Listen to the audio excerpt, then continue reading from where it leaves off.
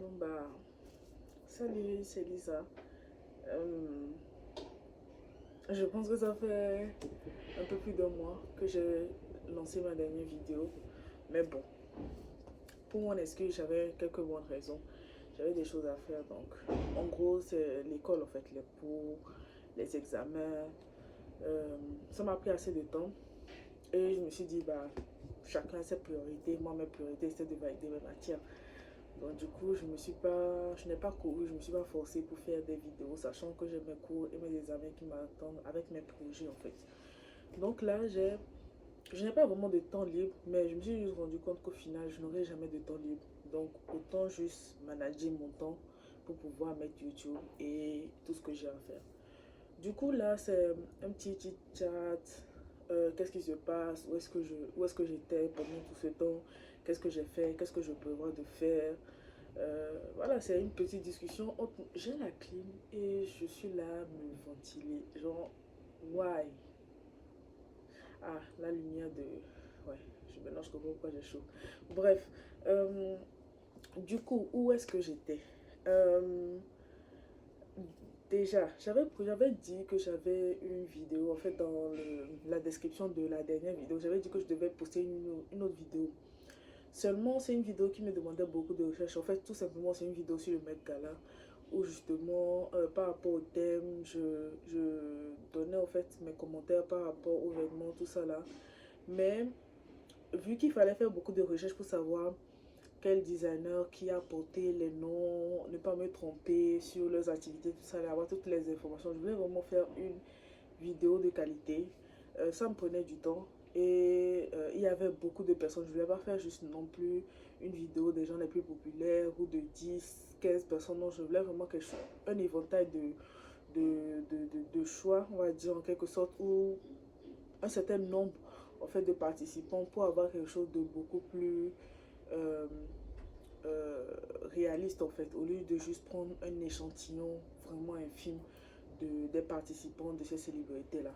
Donc déjà ça m'a pris du temps et le temps de finir mes recherches en fait, il y avait eu 2 3 semaines qui étaient passées et il y avait eu plein de vidéos sur le Met Gala, ce qui est normal. Du coup je me suis dit au final ça ne servait à rien de revenir après autant de temps sur faire une vidéo et surtout mon avis était partagé en fait, c'était le même avis que la plupart des autres influenceurs, youtubeurs, mode ou même pas mode. On avait le même avis tout simplement. Le thème n'était pratiquement pas respecté, les gens étaient complètement hors jeu. Euh, comment dire? Voilà, en général, c'est ça, hein, c'est ça. C'est surtout que ces des temps, on a remarqué que c'est vraiment décevant qu'il y ait un thème et surtout c'est pour une cause, mais tout le monde y va de son bon vouloir, on va dire. Bref, en général, c'était la conclusion et tout ça là. Et je trouvais ça dommage en fait, qu'avec tous les moyens qu'ils ont, ils ne font pas plus de recherche que ça parce qu'au final, ça donne juste l'impression que bah, j'ai été invitée, c'est le plus important. L'important, c'est qu'on sache que moi, cette célébrité-là, j'ai été invitée au Met Gala et je suis allée. Donc voilà. Je vais pour montrer que je suis beau, que je suis belle. Le thème, on s'en fout. Du coup, je trouvais ça dommage. Parce que mine de rien, c'est aussi un truc. C'est pas seulement la mode, mais c'est aussi l'art en fait qu'on célèbre. Mais bon, bref, ça, je pense que vous avez vu ça sur plein de vidéos. Et même ceux qui n'ont pas regardé des vidéos ont eu le même avis que moi. En fait, c'est un avis qui a été vraiment partagé, surtout cette année. Donc, voilà. Du coup, je n'ai pas trouvé ça important. Après autant de temps de poster la vidéo, donc je me suis dit, laisse tomber tout simplement. Il y a plein d'autres vidéos très bien expliquées avec beaucoup plus de détails. Donc, ça sert à rien de ramener ta sauce comme ça. Euh, la deuxième raison, c'est quoi? C'est que ce semestre était vraiment court. On a eu un semestre très très très court par rapport aux autres semestres. Les autres semestres faisaient environ 4 mois, voire un peu plus. Ce semestre, c'est un truc genre de 3 mois en fait. C'est vraiment, on a eu un semestre extrêmement court. Ce qui fait que lorsque tu commences le semestre, juste au bout d'un mois, un mois et demi, tu te retrouves à faire les examens de mi-semestre. Et après ça, faut directement commencer à se préparer en fait pour les examens de fin de semestre. En 3 mois, mine de rien, lorsque les examens s'enchaînent comme ça, c'est énormément de révision en même temps, énormément de cours accélérés et tout est accéléré, sans oublier qu'à côté, en fait, en plus des révisions, en plus des cours, on a des projets à rendre. Et ces projets-là sont à faire personnellement avec des recherches personnelles. Du coup, c'était vraiment un mélange de tout et de rien qui faisait que ce semestre était mine de rien très chargé. Et comme je l'ai dit, pour moi, en tout cas cette année, c'était de valider et pas valider juste pour valider. Je voulais vraiment avoir de très bonnes notes, surtout que c'est mon dernier semestre normalement. À moins que je change d'avis, mais pour le moment, je suis vraiment catégorique, c'est mon dernier semestre, donc je voulais vraiment pas merder du tout, du tout. Et les projets qu'on donnait, en fait, c'est des projets qui, mine de rien, me tenaient à cœur. Donc voilà. En plus de ça, bon, maintenant que le semestre est fini, vous allez me dire, bah, on a fini en juin. Mi-juin, on avait fini les examens. Donc, qu'est-ce que j'ai fait jusque-là? Parce que là, on est en début juillet. Tout simplement, vu que je fais design et mode, lorsque vous finissez votre cursus, vous avez un défilé de fin de cursus en fait pour avoir votre diplôme. Donc c'est à part l'examen de fin de semestre, en fait de votre dernier semestre, c'est on va dire l'examen final en fait qui vous permettra en fait d'avoir votre diplôme. Dans tous les cas, je pense que tu auras ton diplôme, mais je pense que après ils ont des notes. Je sais pas trop comment ils s'y prennent, mais ce qui est sûr, c'est que tu ne dois pas merder pour ça. Et déjà, la meilleure manière de savoir que tu n'as pas merdé, c'est qu'on ne rejette pas ton truc. Parce que tu as un professeur, ou des, c'est pas un seul, tu as nos professeurs en fait qui nous suivent, qui te suivent du début jusqu'à la fin. On a des dates où il faut emmener en fait euh, à chaque à chaque étape en fait du projet, il faut venir et faire valider ton étape avant d'aller vers l'autre étape en fait. Tu vois ce que je veux dire? Et si tu t'entêtes, bah, tu vas tout simplement te retrouver à ne pas pouvoir présenter ta collection sur comment dire, sur le tapis, tout simplement parce qu'ils vont pas accepter que tu viennes mettre de la merde ou quelque chose qu'ils n'ont pas validé. Donc, mine de rien, c'est pas. Déjà, on sait que c'est pas quelque chose à prendre à la légère, mais c'est encore plus pointueux. Du coup, le premier, comme je l'ai dit, on a des dates. Le 1er juillet, ce qu'on avait à présenter, c'était nos inspirations, mood board. On appelle ça Inspiration and Mood Boards. Du coup, tu viens avec ton board en fait d'inspiration où tu as ton inspiration, le mood. C'est dedans aussi que tu vas te servir pour avoir tes couleurs, tout ça là. C'est vrai que par rapport à ton thème, tu peux trouver les couleurs ailleurs, mais généralement ton mood board et tout te donne les couleurs, te donne tout ce dont tu as besoin pour créer. Donc il fallait venir et faire approuver ça parce que déjà tu viens, tu défends en fait ton inspiration d'une certaine manière. Si tu dis que par exemple cette pomme là t'inspire, c'est qu'elle te fait ressentir quelque chose en fait, c'est que tu es capable de tirer en fait ta créativité de là en fait. Mais si tu prends juste un truc juste parce que c'est joli, mais est-ce que ça ne t'inspire pas, tu risques vraiment de faire des trucs redondants ou quelque chose qui existe déjà. Mais là, en fait, on est censé être des designers, donc on est censé créer, on est censé innover, on est censé apporter quelque chose de nouveau à la mode. Donc, il faut déjà qu'on valide ton inspiration et ça, c'est beaucoup plus ton explication, c'est beaucoup plus ton argumentaire, c'est beaucoup plus ta défense. Mais il faut aussi que ce ne soit pas non plus un truc extrêmement utilisé. Il y a des inspirations, c'est que les gens en abusent. Il ne faut pas non plus abuser avec. Donc voilà. Du coup, j'ai eu la chance. Je me suis fait valider. J'aurais vraiment aimé vous parler de tout ça là, mais je me suis dit, en fait, si je parle trop, parce que j'avais prévu même de faire par étapes des vidéos par rapport à mon travail, mais je me suis dit que si je fais ça, je risque de couper ce côté surprise ou ce côté, en fait, cet intérêt là que les gens peuvent avoir par rapport à la collection finie. Donc, je vais juste faire des vidéos par rapport à tout le travail pendant que je suis en train de travailler, mais je vais le montrer après avoir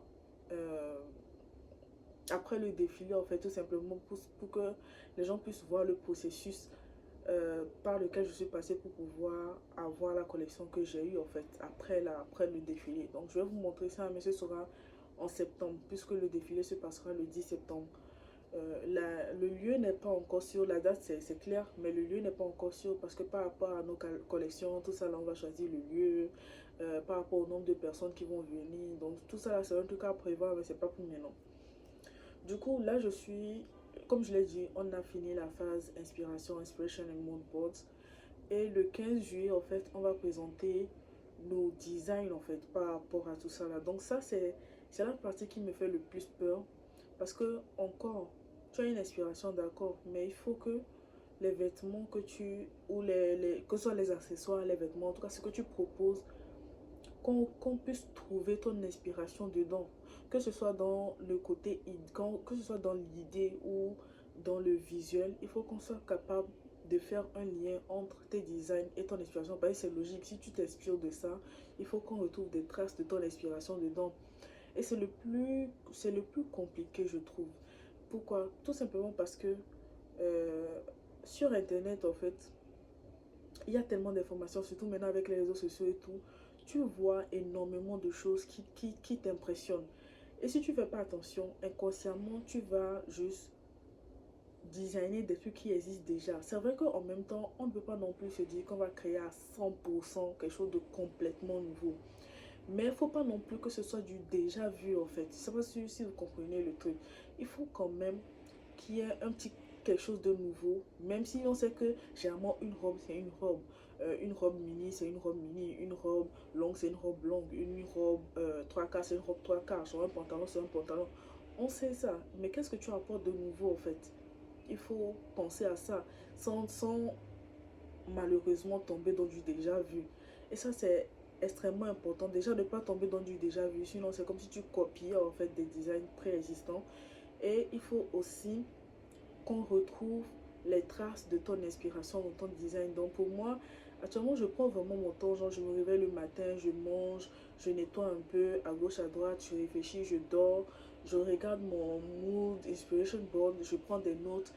S'il y a énormément de recherches à faire, il faut s'assurer qu'il y a une concordance en fait. Excusez-moi pour le bruit de fond, mais il y a des travaux qui se passent. Il faut s'assurer que toutes les pièces que tu fais ont justement pas une synergie, mais qu'il y ait une certaine unité en fait dans tout ce que tu proposes, que ta collection ait un sens du début jusqu'à la fin, qu'il n'y ait pas des trucs genre on se demande bah ça vient d'où, ça vient d'où, qu'on n'ait pas l'impression que ce sont des pièces de plusieurs collections différentes. Non, il faut qu'il y ait une certaine harmonie. Donc il faut penser à tout ça là, il faut penser les couleurs aussi, avoir le bon code de couleurs. Et après ça aussi trouver les tissus, les mannequins, avoir des mannequins qui vont justement épouser en fait. C'est, c'est énormément de travail, c'est énormément de, surtout énormément de réflexion. Plus que le travail, c'est surtout la réflexion. La couture n'est pas le côté le plus compliqué, je vais dire, parce que dès que tu as le truc, il faut faire les essais, trouver les agencements et puis ça va. C'est surtout trouver l'idée le plus compliqué et c'est ça notre boulot. Les designers, leur travail, c'est trouver, comment dire, trouver leur signature, trouver, euh, euh, créer quelque chose de nouveau, ne pas tomber dans la redondance, ne pas tomber dans du déjà vu, apporter quelque chose de frais, quelque chose de différent en fait. Apporter une idée nouvelle, voilà, une idée nouvelle. C'est extrêmement compliqué et c'est vraiment ces gens, le résumé parfait de notre boulot. Du coup, c'est sur ça que moi je travaille. Je dis je travaille, c'est sur ça qu'on travaille actuellement. Bon, oui, moi je travaille et c'est ce qui me prend mon temps actuellement.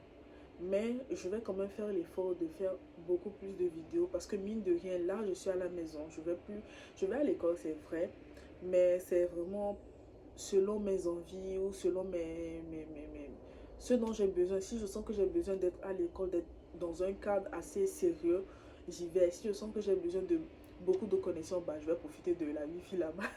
Aussi simple que ça, bah, j'ai payé mon écolage. Hein. Si j'ai besoin de quoi que ce soit, bah, je vais là-bas. Mais à part ça, pour dire vrai, à part ça, je suis à la maison, je réfléchis énormément. Quelquefois même je sors, je marche et tout. Mais en gros, c'est ça. Ensuite, à part ça, ça c'est vraiment par rapport à l'école. À part ça, j'ai d'autres projets de côté. Mais ça, je vais vous en parler au fur et à mesure. Parce que déjà, ça tout simplement, ça me prend beaucoup de temps. Lorsque je rajoute ça, j'ai déjà mal à la tête. Mais dans ce métier, en fait, tu dois constamment être en train de faire quelque chose.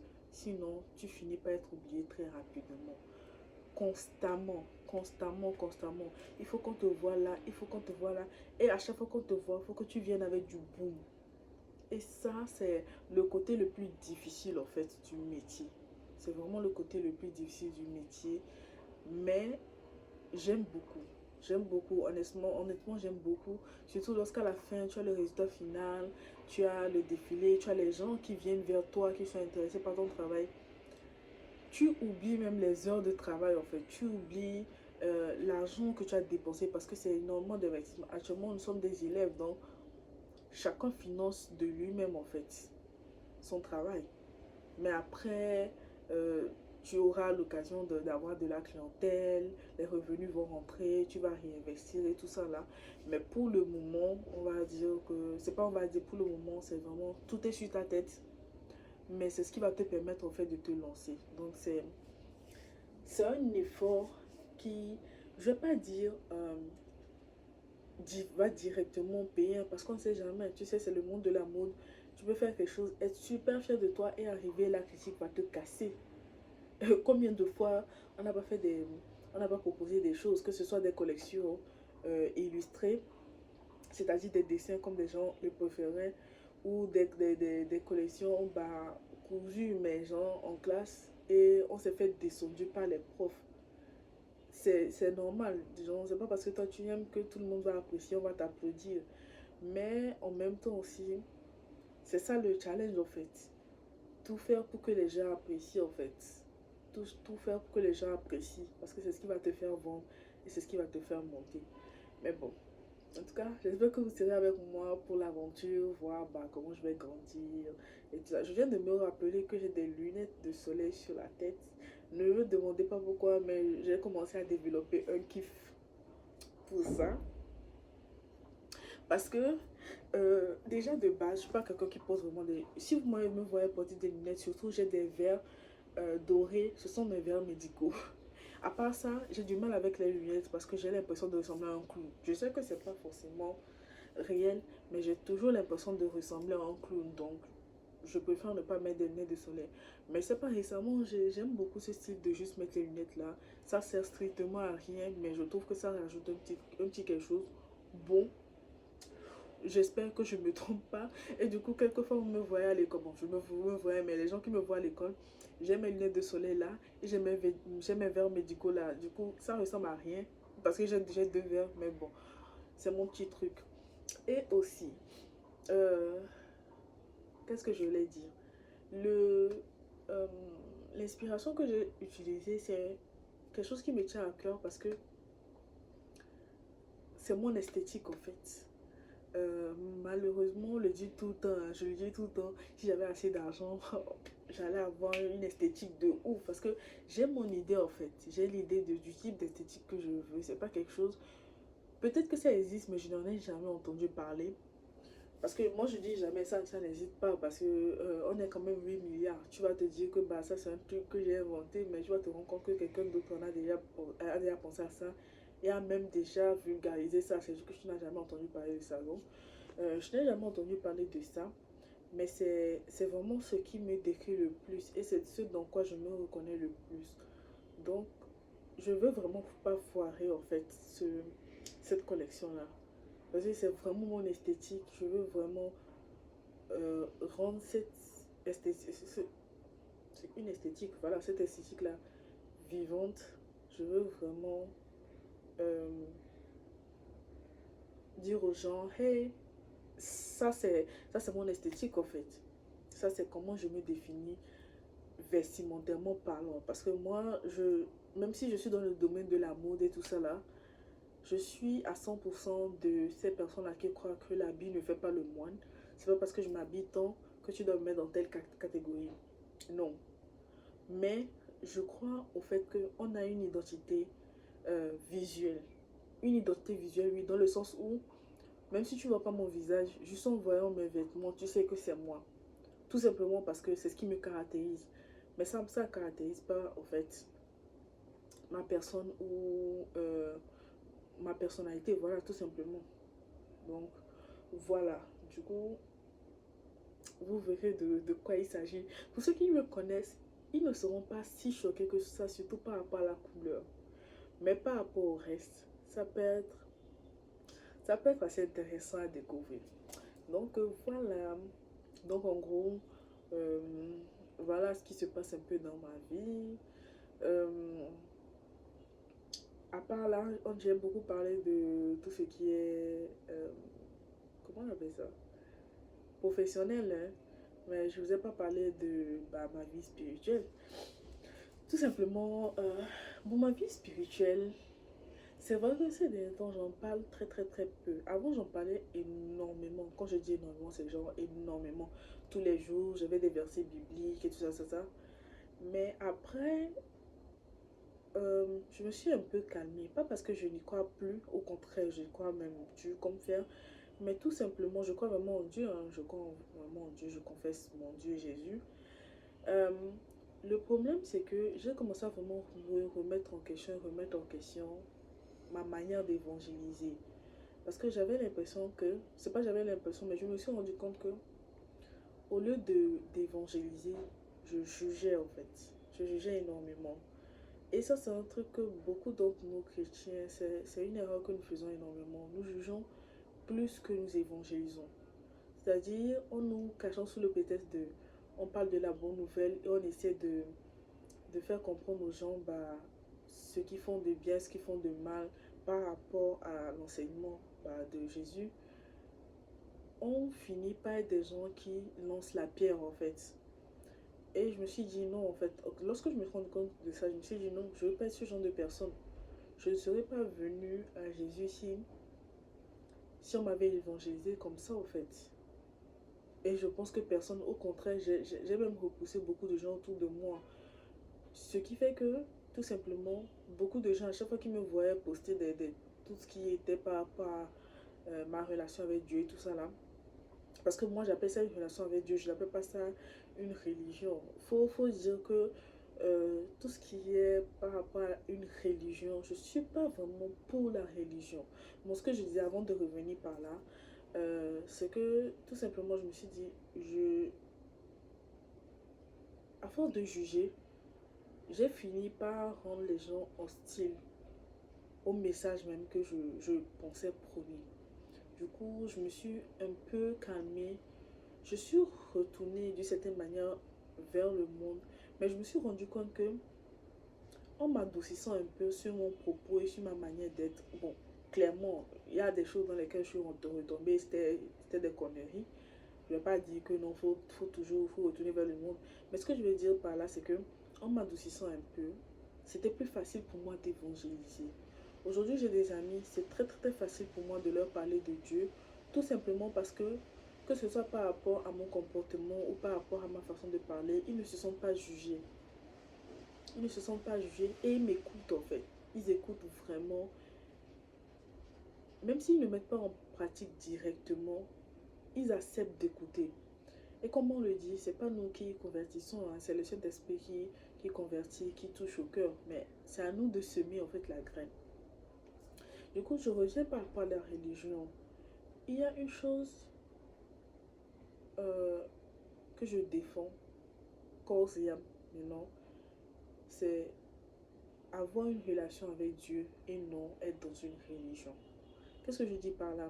La religion, c'est quelque chose fait par l'homme. C'est genre une petite boîte euh, qu'on appelle, euh, que les gens appellent même Dieu, hein, une petite boîte. On se met dedans et on se met des limites bizarres, on se donne des doctrines bizarres. Limite, on s'enferme.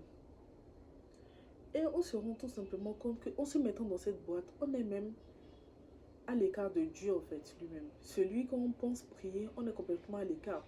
C'est ça qu'on se retrouve dans des communautés où tu te rends compte que tous les vices possibles sont dans cette communauté qui prône en fait euh, la sainteté. Et je me suis dit, est-ce que c'est le plus important? Est-ce que le plus important, c'est dans une communauté qui dit prôner l'évangile, mais avec tous les vices possibles et dans lesquels toi-même tu tombes? Ou est-ce qu'il faut tout simplement chercher Dieu personnellement en fait? Je ne me rappelle pas avoir vu quelque part dans la Bible une religion. Je ne me rappelle pas. Ce dont moi je me rappelle, encore une fois, c'est ma manière de penser. C'est par rapport à mon évolution avec Dieu. C'est ce que j'ai vu. Mais ce que moi j'ai remarqué tout simplement, c'est que dans la Bible, J'ai vu des gens qui étaient proches de Dieu. J'ai vu des gens qui avaient des relations proches, des relations en fait personnelles avec Dieu. J'ai vu des gens marcher avec Dieu. J'ai vu des gens toucher la foule par rapport à l'alliance qu'ils avaient avec Dieu. C'est exactement le terme. J'ai vu des gens dans la Bible qui avaient des alliances avec Dieu. Je n'ai pas vu de religion. J'ai vu des gens qui étaient proches de Dieu et qui servaient de médiateur en fait, lorsqu'il le fallait, jusqu'à ce que Jésus ne vienne et qu'il soit le médiateur par excellence. Je n'ai pas vu de religion. Je comprends qu'on ait une communauté, et ça c'est normal. Je comprends qu'on ait une communauté, je comprends l'église. Et je crois toujours en l'église. Mais l'église en fait, c'est l'ensemble de ces personnes-là qui croient en Dieu et qui ont une relation personnelle avec Dieu. Ce n'est pas ce ne sont pas des doctrines, ce sont pas... Oh. Après, la raison pour laquelle je n'aime pas trop non plus détailler ces trucs-là, c'est tout simplement parce que je me dis, je n'aimerais pas... Aujourd'hui, j'y crois, je crois en ce que je dis, mais je n'aimerais pas en fait un jour me rendre compte que je me suis trompée et que malheureusement, mes mots ont trompé d'autres personnes. Mais bon, après, j'y crois. Si j'y crois, en fait, c'est que je peux le partager, en fait. Moi, c'est ce que c'est ce en quoi je crois. C'est vraiment ce en quoi je crois. Et c'est par rapport à ça que moi j'agis. Donc, par rapport à Dieu, je n'ai pas... Au contraire, je suis beaucoup plus fervente. C'est juste que j'ai un mindset complètement différent. J'ai une façon de voir le monde de manière complètement différente par rapport à 2018-2019, voire 2020 même. J'ai une perspective du monde complètement différente et je me sens bien en fait dans ça. Donc à moins qu'un jour je me réveille et que j'ai une révélation d'autre chose, c'est sur ça sur ça que moi je marche en fait.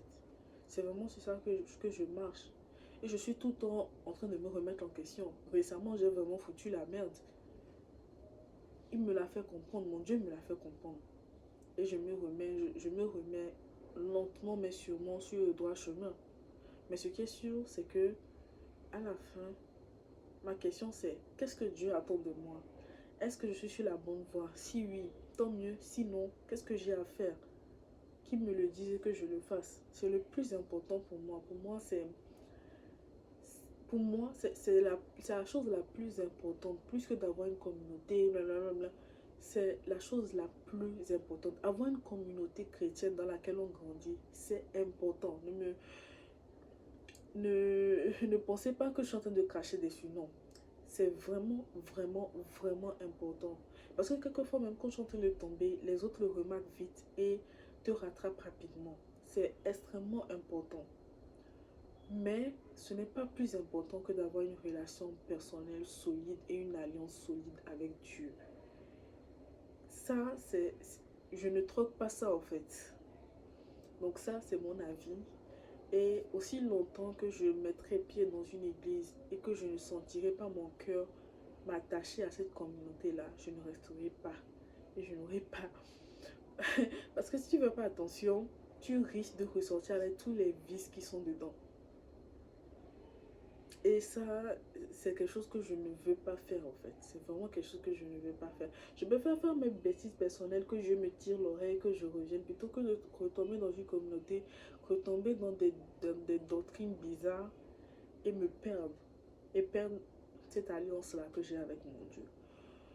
Donc voilà, en gros, spirituellement parlant, je me retrouve là. C'est ma manière de penser actuellement. Et voilà quoi.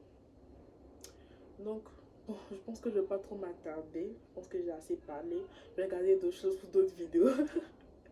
En tout cas, j'espère que vous vous portez bien, que vous êtes en bonne santé, que tout va bien. Même si ça ne va pas, que Dieu vous garde. J'espère que tout ira bien, que vous irez... Bah, que tout va s'arranger. En tout cas, faites confiance à Dieu. Moi, c'est le meilleur conseil c'est le meilleur conseil que je puisse vous donner. Faites confiance à Dieu. Travaillez. Travaillez. Il n'y a rien dans la paresse. Et ça, Ça, je l'ai compris. Il n'y a rien dans la paresse. Travailler, travailler, bosser. Du coup, merci de me regarder jusqu'à la fin. J'espère que cette vidéo vous aura plu. Et on se dit à la prochaine pour une prochaine vidéo. Et je suis nulle. C'est pas possible d'être. Je suis nulle. C'est pas possible. En tout cas, ciao. Hasta la michou.